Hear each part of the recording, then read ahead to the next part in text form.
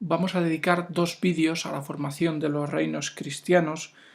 Lo primero que hay que decir sobre esta cuestión es que es compleja y en líneas generales siempre suele generar problemas a los alumnos porque hay pues, muchos reinos, condados, marcas, ducados, independencias, uniones, matrimonios, y luego hay reyes que hacen unas cosas, muchos nombres en líneas generales.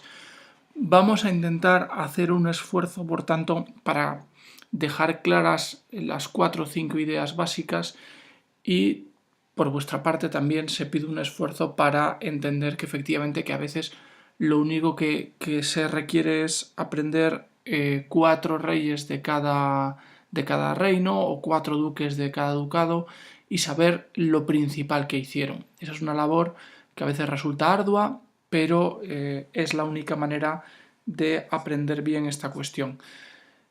Para facilitar el estudio lo vamos a dividir en dos partes: la formación de los reinos cristianos occidentales, en este caso si nos fijamos en este mapa serían el Reino de León y el Reino de Castilla, y luego un segundo vídeo dedicado a los orientales, que serían Navarra, el Reino de Aragón con sus condados y luego los condados catalanes o marca hispánica.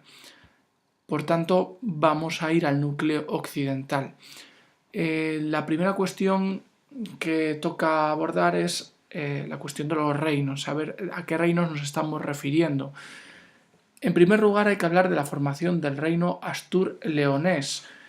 Lo que sucede es que cuando en el 711 los musulmanes invaden la península y derrotan al rey Rodrigo en Guadalete, hay un grupo de visigodos comandados por Pelayo que se establecen en el norte de la península, en la zona de la actual Asturias, y desde allí inician una resistencia contra los musulmanes. Hay que decir dos cosas de esa resistencia de Pelayo. La primera es que no había un gran empeño musulmán por tomar la cordillera cantábrica, y eso permitió que Pelayo, tras algunas victorias militares, como puede ser la batalla de Covadonga del año 722, pues se estableciera sin mucho problema en ese territorio, sin que los musulmanes le agobiaran demasiado. Y la segunda cuestión a tener en cuenta es que ese grupo de visigodos que se refugian en el norte van a contar con el apoyo, van a contar con la alianza de la población autóctona, que es gentes de las montañas acostumbradas ya a resistir ya no solo a los musulmanes, sino a los propios visigodos o a los romanos en su momento. El primer rey, por tanto, del reino astur-leonés es Pelayo. A continuación habría que hablar de Alfonso I, que amplía el territorio del reino realizando algunas expediciones hacia el sur que incluso le llevan al Valle del Duero. Y en tercer lugar hay que hablar de Alfonso II, que traslada la corte de Cangas de Onís, que es donde estaba la capital del reino astur, hasta Oviedo, y que más tarde extiende su dominio tanto a Galicia como al norte de León y al norte de Castilla.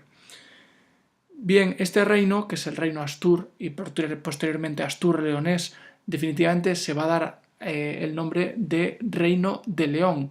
La clave de ese cambio de nombre es el traslado de la capital a la ciudad de León. Hablamos sobre todo de tres reyes: Alfonso III, García I y Ramiro II.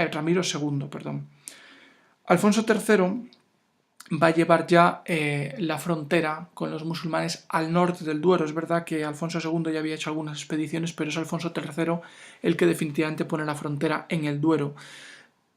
Va a ser importante para esta expansión la huida de muchos mozárabes, es decir, cristianos que vivían en territorio musulmán, al nuevo Reino de León, cristianos de esa zona que se dan cuenta de que quizá en el norte puedan llevar una vida más tranquila, donde puedan practicar su religión con mayor libertad y sobre todo donde estén exentos de ese impuesto que los musulmanes cobraban a los que practicaban las otras religiones monoteístas.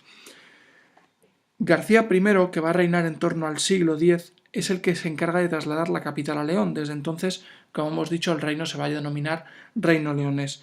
Y por último, Ramiro II va a tener que hacer frente al propio Abderramán III, el creador del califato, y va a derrotarle en la batalla de Simancas. Esto va a ser clave para que el reino de León mantenga la frontera en el Duero, porque en caso de haber sido derrotado en la batalla de Simancas, es probable que Abderramán III hubiese vuelto a situar la frontera del califato al norte, en la montaña de la cordillera cantábrica. El segundo núcleo del que tendremos que hablar, teniendo en cuenta que el reino astur-leonés y el leonés es el mismo, simplemente es una evolución, es el reino de Castilla, que primero va a ser un condado dependiente en algunos momentos del reino de Navarra, del que ya hablaremos más adelante, no hay que agobiarse, y en otros momentos va a depender del reino de León. La persona que va a llevar al reino de Castilla a convertirse en reino, es decir, un condado independiente que posteriormente va a tomar la forma de reino, va a ser Fernán González. Fernán González es vasallo del rey de León, pero en un momento determinado, en torno al año 1000, en el siglo X, va a independizarse, va a unificar los condados del entorno y va a dejar el territorio en herencia a sus hijos. Ya como reino independiente, Castilla en un momento determinado va a pasar a manos del rey de Navarra, de Sancho III.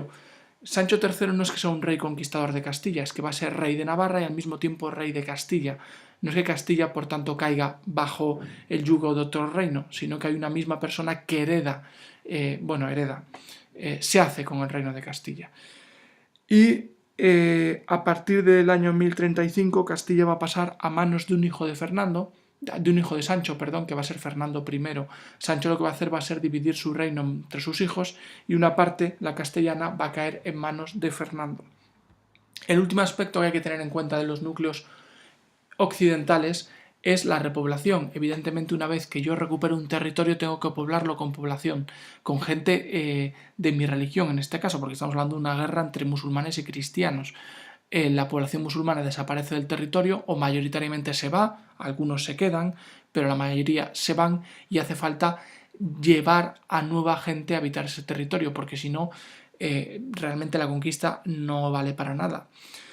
Bien, hay dos tipos de sistemas de repoblación. Uno es la presura o la prisio, que en el fondo es un privilegio que otorgaban los reyes a los campesinos, es decir, si ellos poblaban un territorio les daban en propiedad parcelas en ese territorio, y esto es muy importante porque en esa época los campesinos en general tenían poca propiedad o ninguna. Y el segundo sistema es la repoblación concejil, es decir, los reyes otorgaban a un municipio o a un grupo de personas que iban a formar o a fundar un municipio, les otorgaban privilegios a partir de fueros o cartas pueblas, y esas personas, pues por ese privilegio, igual que los campesinos de la presura por la propiedad de la tierra, se veían atraídos a colonizar ese terreno. Bien, esa repoblación, por tanto, permitió que los terrenos conquistados fueran rápidamente poblados por gentes venidas tanto mozárabes del sur como gentes de la cordillera cantábrica venidas del norte.